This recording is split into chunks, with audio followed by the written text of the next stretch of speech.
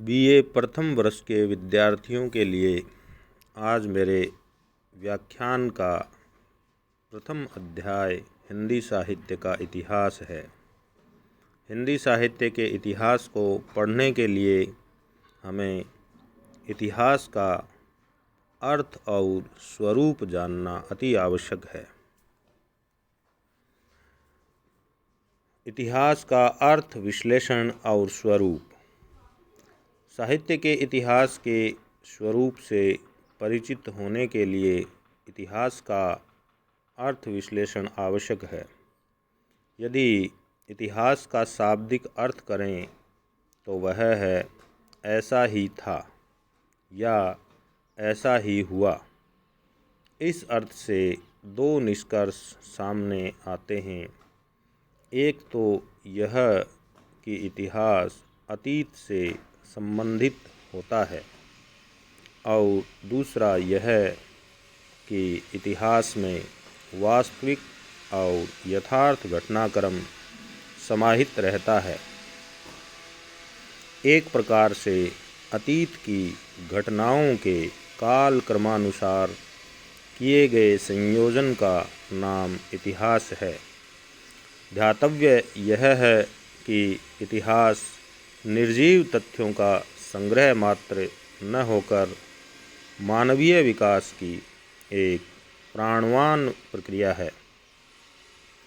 इतिहासकार के सामने अतीत तो होता ही है, उसमें घटित घटनाएं और तथ्य तो होते ही हैं, वर्तमान भी होता है।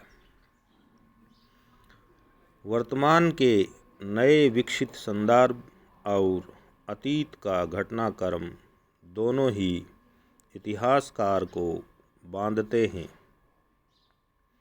अतः एक जागरूक इतिहासकार अपने अध्ययन और अनुभवों के आलोक में ही अतीत के घटना संदर्भों का न केवल चयन करता है अपितु उनका तटस्थ विश्लेषण भी करता है। इतिहास लेखन की यह तटस्थता तथ्यों के सही मूल्यांकन का पथ प्रशस्त करती है। यदि कोई लेखक ऐतिहासिक अध्ययन में संलग्न होता है तो उसकी दृष्टि का स्वच्छ होना तो पहली शर्त है ही, तथ्यों का सही रूप में ग्रहण और अज्ञेय तथ्यों की छानबीन करना दूसरी आवश्यक शर्त है।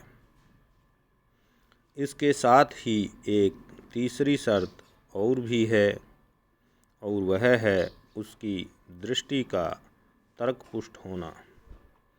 इन शर्तों को पूरा करके ही वह सही और उचित निर्णय के बिंदु पर पहुंच सकता है।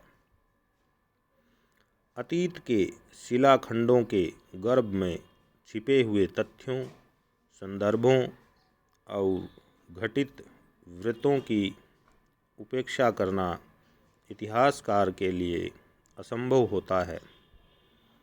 सच्चा इतिहासकार उन बेजुबान तथ्यों और घटना वृत्तों की ध्वनि को, उनकी गूंज को सुन समझ लेता है। वह जानता है कि उनका संबंध कुछ व्यक्तियों, उनकी मानसिकता, विचारणा और अनुभूतियों से रहा है।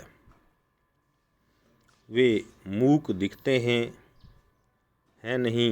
यही कारण है कि इतिहासकार की सजग दृष्टि और विश्लेषण क्षमता तथ्यों की पहचान करके उन्हें वर्गीकृत करना है, तो संश्लेषण क्षमता उनके बीच अन्विति खोजने का प्रयास करती है।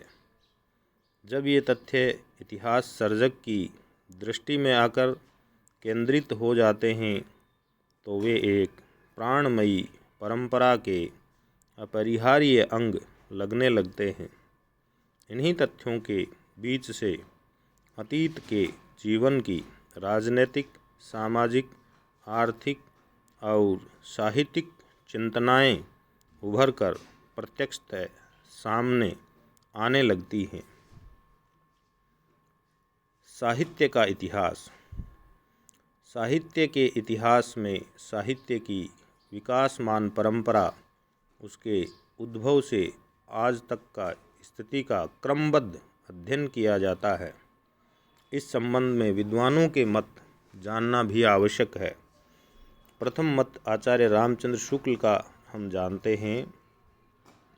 वो कहते हैं कि जबकि प्रत्येक देश का साहित्य वहाँ की जनता की चित्तवृत्ति का संचित प्रतिबिंब होता है, तब यह निश्चय है कि जनता की चित्तवृत्ति के परिवर्तन के साथ साथ साहित्य के स्वरूप में भी परिवर्तन होता चला जाता है।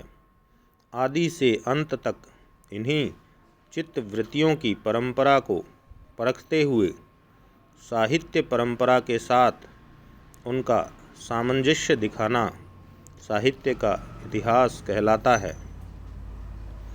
दूसरी परिभाषा आचार्य हजारी प्रसाद द्विवेदी की है।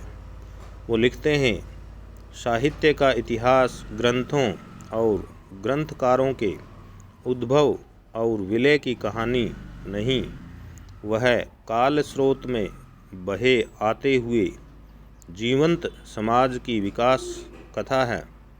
ग्रंथकाल और ग्रंथ उस प्राण धारा की और सिर्फ इशारा करते हैं, वे ही मुख्य नहीं हैं। मुख्य है वह प्राण धारा जो नाना परिस्थितियों से गुजरती हुई आज हमारे भीतर अपने आप को प्रकाशित कर रही है। साहित्य इतिहास में हम अपने आप को पढ़ने का सूत्र पाते हैं। साहित्य की प्रगति, परंपरा, निरंतरता और विकास को पहचानना ही साहित्य के इतिहास का प्रयोजन है।